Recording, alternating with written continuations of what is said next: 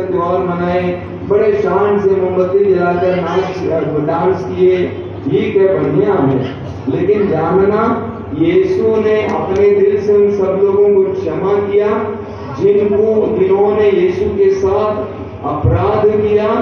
इसलिए पिता ईश्वर ने उनको मृतकों में से जिलाया है। इसी तरह आपको भी क्षमा करना होगा, दूसरा कोई उपाय नहीं है आपके जीवन के कल्याण के लिए। ये 3 बातें मैं आपको बताना चाहता हूं और आज मैं आपको एक बात बताना चाहता हूं।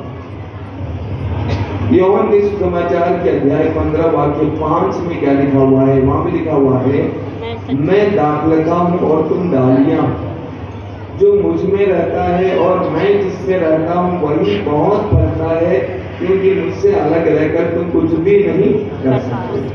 मैंने प्रार्थना से शुरू नहीं की क्योंकि बहुत सुंदर गीत था, वो हमारे लिए प्रार्थना थी। बोलिए हालेलुया। इस वचन को दोहराइए। प्रभु यीशु कहते हैं, मैं दाखलता हूँ और तुम डालियां हो, जो मुझ में रहता है और मैं जिसमें रहता हूँ वही बहुत फलता है, क्योंकि मुझसे अलग रहकर तो कुछ भी नहीं कर सकते। अच्छा ये बताइए, दाखलता क्या होती है?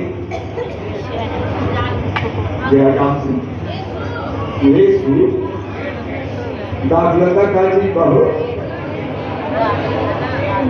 दाखलता क्या चीज है?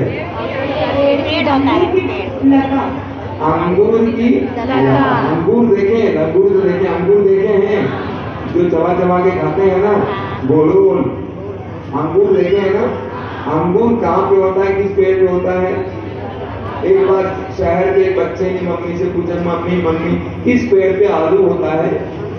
क्योंकि बच्चे को मालूम ही नहीं है। तो अंगूर कहाँ पे होता है? हमारे इसके ऑफिस के सामने एक खजूर का पेड़ है। खजूर के पेड़ पर से काला काला बीज गिरा हुआ था। एक माता जी सामने आई, उसने उठा लिया, अच्छा ये है अंगूर का पेड़ था।